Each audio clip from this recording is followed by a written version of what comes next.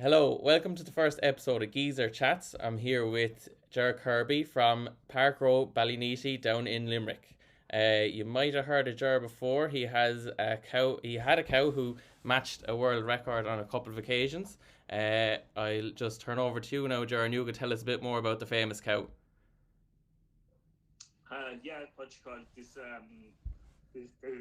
cow, what you call it, she calved down her first calf, and she had four calves, what you call, which was a complete unique experience, if you know what I mean, what you call that. She calved, if you know what I mean. On her second calving, she calved five calves, and one of them died at birth. Then on her third calving, she had two calves, and on her fourth calving, she had five live calves. So in total, she had 15 live calves in four in four in four And in four in did four. you ever get confirmation on whether that was a world record or not, or have you any? Do you know at all? It, they said it was a world record, if you know what I mean, but they didn't actually Yeah, into the Guinness Book of Records, if you know what I mean. She never got into the Guinness Book of Records for it, if you know what I mean. But no, they said that she wasn't. That was never equaled before, if you know what I mean. So yeah, it yeah. was it was a foot. The five in one birth was an equal of a record, wasn't it? Say that again. The five calves in one birth was the equal of the records with the one birth, wasn't it?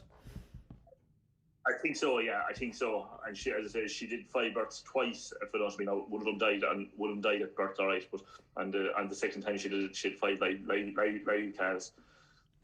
Dan Ryan took a huge interest in her, because Dan does the scanning for us here, Yeah, if you know what I mean. And what you call, he just said it was so unique, like one in a million mad. would have something As like far this, as if you I know what I can mean. see, if a cow has triplets, it's big news. So to have that many Yeah, is a lot, is a lot. And yeah, yeah, I yeah, hear you yeah, got it yeah. tested to see if there's anything special about the cow that brought on these big numbers. Was there anything came of that?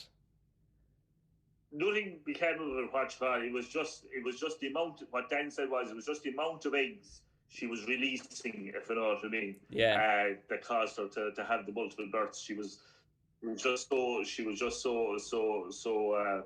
able to release the amount of eggs, if you know what I mean. yeah, yeah. So that was the only explanation for it, if you know what I mean, was the amount of eggs she was leaving down, if you know what I mean, into the fallopian tubes. Yeah, and would you find it was just a one off really? You wouldn't find in general you have some sort of trick going down there, or is there something in the water down there leading to cows No, having not more? really. She was one of the unique ones, if you know what I mean. What Yeah, you call, no, twins would be our normal. Twins was as much as we ever had, yeah, if you know what I mean. And he was just one of them cows that was very special, if you know what I mean. Like, yeah, and yeah, listen, it was great. The kids were young at the time, and they took a great interest in him at the time, if you know what I mean. So it yeah, was a nice experience at the time, if you know what I mean. yeah. And But how a you? lot of minded, a lot of minded in the cars, if you I'd know what I say mean. so because I read there wasn't much complications, which would be strange enough with multiple births, wouldn't there? There was very little complications. Like, they came out like lambs, really, in fairness, if you know what I mean. Like, Yeah, what you call, the first time she had two of them calved by her. She had two of them calved by herself when I came on.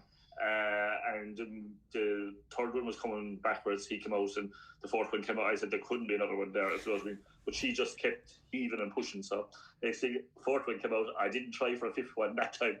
But so the last time, all right, the vet did for the last time, what you call, yeah, because there was just multiple legs coming at me, and I knew she was going to have multiples as well. So he came and looked after her, if you know what I mean. Like, and then we had a very, I think it was after her last calving, she took ill, what you call, I suppose it was just the stress of it, if you know what I mean. And we had a very good vet, Conor McCarthy, who had a great interest in her as well. And Conor just kept coming to her. She ended up with a twisted stomach, and she just would not eat. And Conor just kept coming in morning and evening to her to get her to go. And he said, just leave her out in the field. He said, maybe for an hour every day, but we did, and she wasn't.